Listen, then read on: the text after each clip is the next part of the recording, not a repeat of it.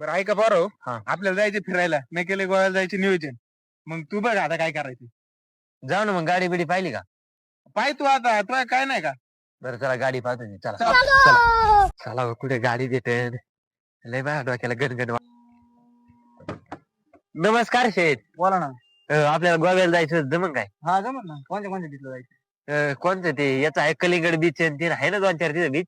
हा आहे ना. हा, त्या बीचला जायचं. बागा बीच आहे. बाग्याला जाऊन तिकडे अजून कोणते कोणते बीच टॉप टॉपच्या हत्यार त्या बीचला त्याला जायचं आपल्याला. हा नेम भाड्याचं कसं होईल मग? भाडं होईन 20,000 रुपये.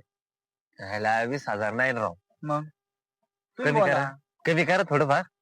फायनल बोलू का. हा बोला बोला. 19,999 रुपये होते फायनल. चालेल चालेल पैसे काय. आपल्याला बीच बीच फिरायचे सगळे. हा. कोणते कोणते बीचला जायचं. बीच कोणते सांगितलं. याचं बीच आहे ते कलिंगड बीच घेतलं कलिंगड beach. लय लय खतरनाक आहे.